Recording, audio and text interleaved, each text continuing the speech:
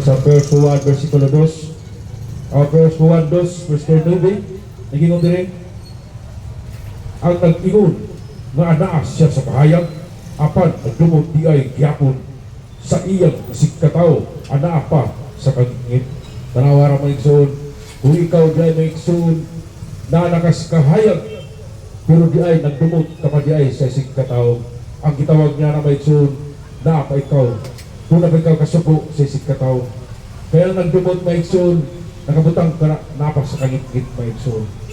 Mo kana mga igsoon, nagingon din sa Jesus mga igsoon pay, ug ang higugma sa iyang sikataw, anaa sa kahayag, busa walay bisan unsa diha kaniya nga makaangin sa uban ngadto sa pagkamakasala.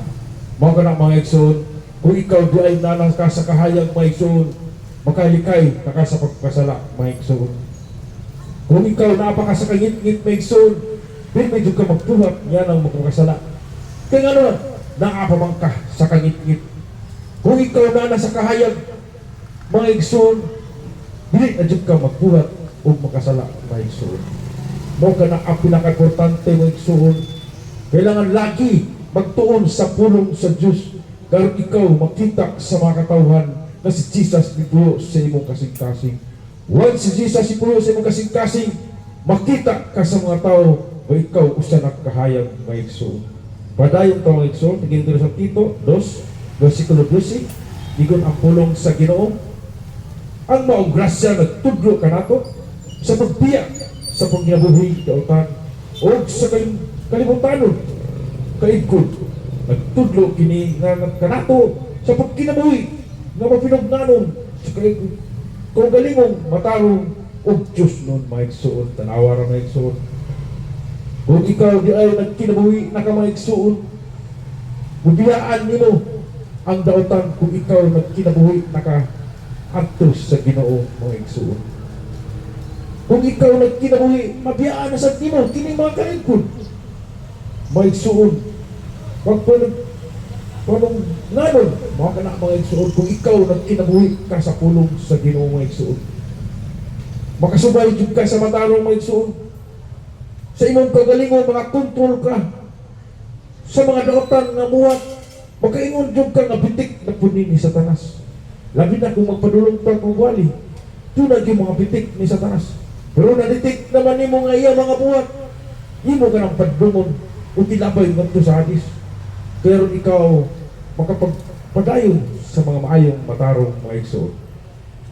Padayon ta diri ingon diri mga igsoon sa pulong sa Genesis 1 versikulo 2. Nagingon diri sa pulong sa Diyos, ang kalibutan haw ang walay hitsura, ang kadagatan gitabunan sa kangit-ngit, ug ang Espiritu sa Diyos naglihok ibabaw sa katubigan.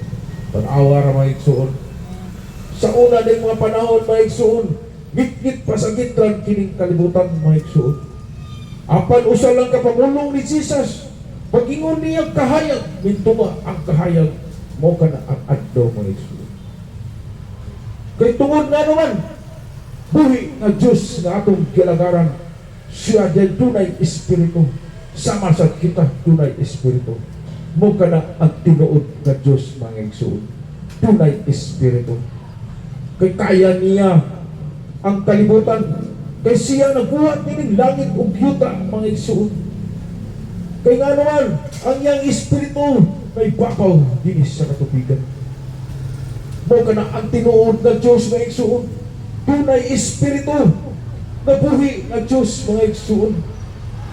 Walang dungin ninyo pag-ayaw mga igsoon, ngit-ngit pa sa gitran kining kalibutan mga igsoon, haw ang kayo mga igsoon, walay makita nimo mga kahuyan o kadagatan mga igsoon. Sa diyang usalang kapamulong ni Jesus, pag-ingon niya kadagatan, may gawas ang kadagatan mga igsoon. Kung na'y kung nandunga ninyo mag-ayaw mga igsoon, itanong kinis nyo kasi kunaw-na mga igsoon, ayaw mo pagpanapi sa inyong gipati ng inyong kilagaran na dili tinuod. Pag-remind lang kini mga igsoon, sa kantong natutulog pa sa pulong sa Diyos ang inyong kasing-kasing. Mula nga niya kami din naga-share sa mong pulong sa Ginoo, kay kadtong natutulong atong bukawon pinaagi sa pulong sa Dios mga igsoon. Amen. Padayon ta mga igsoon. Nagingon diri sa Hebreo 11 bersikulo 1. Ang pagkahunugan sa pagtuo mao nga may kasiguruhan kita sa butang nga atong gilauman nga dili makita. Unsay gingon diri mga igsoon? Pagtuo mga igsoon. Kung ikaw dako kag pagtuo mga igsoon, nimpuyo sa imong kasing-kasing si Jesus. Nagtuo ka nga doon na kay sakyanan. Pero sa tawhanon, pagkaingon doon sila, na nabuang naman yung silingan. Nagsige magtrapo-trapo, kung wala'y sakyanan. Mo ka na ang pagtuo mga igsoon, ikaw nagtuo nga na sakyanan, pero dili makita. Tungod ka ikaw dako nga pagtuo. Bukod imong pagtuo ngadto sa Ginoo, nga ikaw atagaan kanyang sakyanan. Mao ka na ang pagtuo may igsoon nga dili makita. Ang katong wala pa kasabot sa mga pagtuo mga igsoon, ang nakakita makaingon gyud nga unsa na mo silingan. Mura na magbuang, nagsukod-sukod sa napristasada, kumusulod ba iyang sakyanan. Mao ka na ang mga pagtuo mga igsoon, na ikaw na nagtuo kag Jesus, ikaw sa kumaabot ng mga butang, maabot sa mga dunay pagtuo mga igsoon. Mao ka na mga igsoon, maghatag pagsampol mga igsoon. Kung ikaw nagtuo kag dunay hangin, pero dili nimo makita mga igsoon. Pero nagtuo kang dunay hangin. Sama ra na sa kang Jesus mga igsoon. Di ba ikaw nagtuo kang dunay Jesus, pero dili nimo makita. Pero nagtuo ka nga naa, mo naging may suon ang Diyos dili makita. Gumikan sa pagtuo ni mo, dako ng pagtuo nga naa si Jesus. Mo ka na mga igsoon. Padayon ta mga igsoon. Bigingon diri sa Mateo 5 mga igsoon versikulo 10. Hulahan ang lotos tuod sa ilang pagsunod sa kinabuhi ng buton sa Diyos.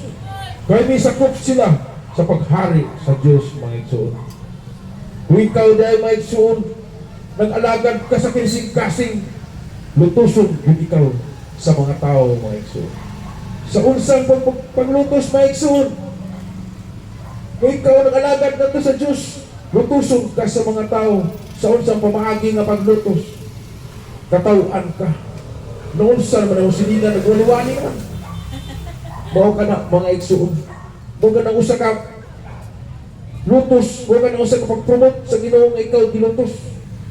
Tagkan kayo mga pamaagi, mga lutos, mga igsoon. Mula sa mga asawa igsoon, nagsangyaw dito sa San Antonio mga igsoon.